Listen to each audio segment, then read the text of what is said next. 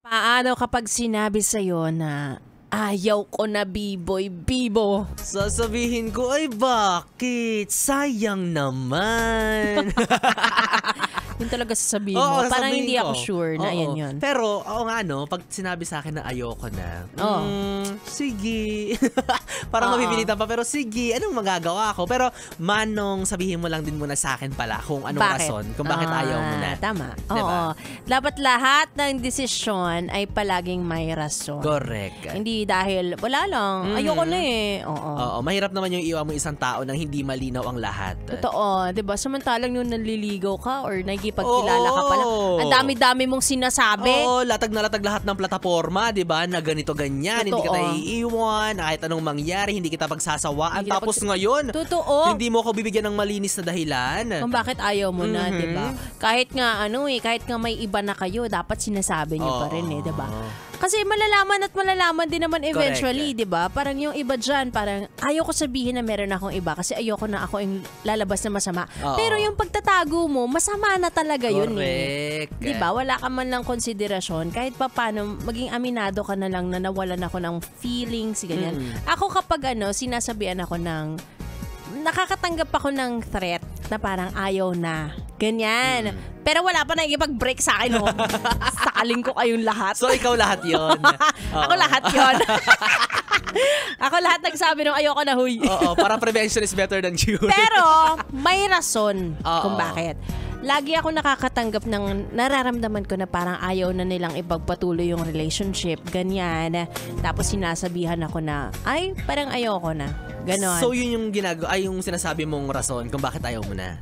Hindi naman. Pero, ang sinasabi ko sa kanila, final answer mo na ba yan? Ay, oo nga, sure ka na ba dyan? Sure ka na ba dyan? Kasi sa totoo lang, wala naman ako magagawa talaga kung Correct. ayaw mo na. Pero dapat, kapag binitawan mo ko, wag mo na akong babalikan. Kasi yung sinasabi ko sa'yo na final answer na ba yan, para yun sa'yo. Correct, Hindi yun kasi- para sa akin. Oo, kasi final na rin talaga para sa iyo yun. Oo, kapag binitawan mo ako, ibig sabihin, hindi mo na rin pinaglaban yung relasyon natin. Correct. Hindi mo na Ganyan. nang binigyan ng chance sa yung sarili mo na Correct. alamin kung talaga bang sure ka na ba dyan. Kasi may Oo. kaibigan akong ganyan. Mm. Oo, talaga naman desidido yung guy na iwanan na siya na sinasabing ayoko na sa'yo, ganyan. Oo. Tapos naghahabol-habol si girl. Tapos etong si girl, nung nakaharap siya ng iba, bigla naghabol ulit yung guy.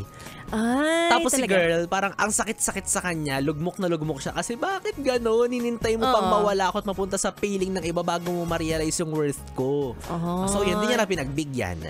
Dapat lang. Oh, dapat diba? lang din. Kaya po, Oo. reminder ito na kapag may break dapat sigurado. Sigurado, correct. Oo, kasi nga, 'di ba? Parang wag niyong gawing laro ang pag-ibig dahil sa iba. Seryoso 'yan. Correct. Diba? Tapos merong mga tao na isang pagkakataon lang ang ibibigay sa inyo. Hindi nagbibigay ng second chance, ganyan.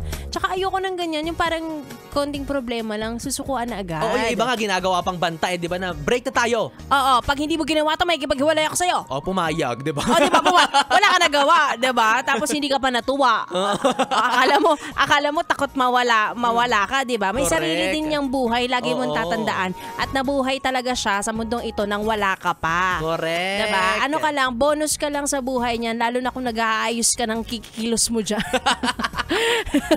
Diba? Mas maganda yung pareho kayo ng gusto in life. Again, kapag ayaw nyo na, sabihin nyo na ayaw nyo na, tapos ibigay nyo yung rason. Magagalit at magagalit talaga yan, naniniwala ako. Oo naman. Oo, pero pagpapasalamat yan sa inyo, at least naging totoo kayo. O, diba? Iba pa yung mababanggit ka. Naging tito kayo. Shout out ko na lang yung tito ko dyan. Diba? Ganun na lang, no?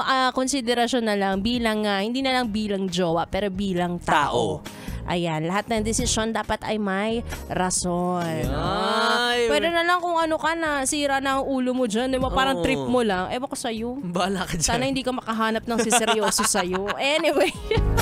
One day pa lang, kaya na sinasabi ko sa inyo, tinatry ko talaga wag uminit ang ulo ko pero binibigyan nyo ako ng rason. Yan. Diba? May rason din eh. Oo, hindi pwede magdedesisyon ka lang na Nagalit masama ako, yung... oo, na mainit ang ulo ko. May rason talaga. Correct. Oo. Nakakaloka. Anyway, susunod na pa si B-Boy. Bibo! Okay, magpapaalam na. It's me, Ganda Wanda. Kita-kits tomorrow, same time, 6 p.m. to 9 p.m. Dito lang sa stasyong number 2 Uy! sa Metro and Mega Manila. 101.1. Yes! FM FM Solid! Solid! At nung pagmamahal